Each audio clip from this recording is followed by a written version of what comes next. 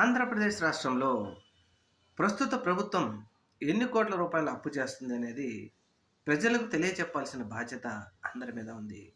గతంలో చంద్రబాబు నాయుడు తిరిగిపోయేటప్పటికి 7.5 లక్షల కోట్ల రూపాయల అప్పు ఉంది.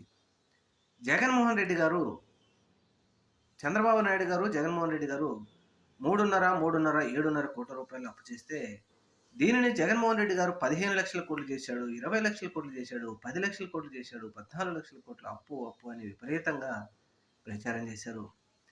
2024 సార్వత్రిక ఎన్నికల్లో కూటమి ప్రభుత్వం అధికారం చేపట్టిన తర్వాత ప్రతి వారము అప్పులు చేస్తూనే ఉంది.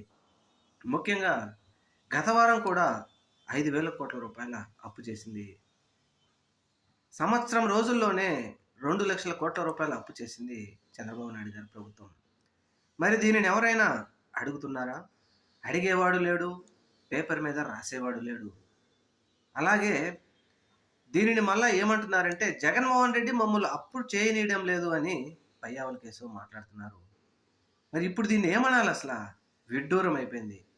జగన్మోహన్ రెడ్డి గారు అధికారంలో ఉన్నప్పుడు అవసర నిమిత్తం 500 కోట్లు అప్పు చేసిన లక్షల కోట్ల రూపాయలైన ప్రచారం చేసి ఇప్పుడేమో మళ్ళీ జగన్మోహన్ రెడ్డి మమ్మల్ని అప్పు చేయనీయడం లేదని మాట్లాడుతున్నారంటే రాష్ట్రంలో ఇంతకంటే విడ్డూరం ఇంకోటి ఉంటుందా?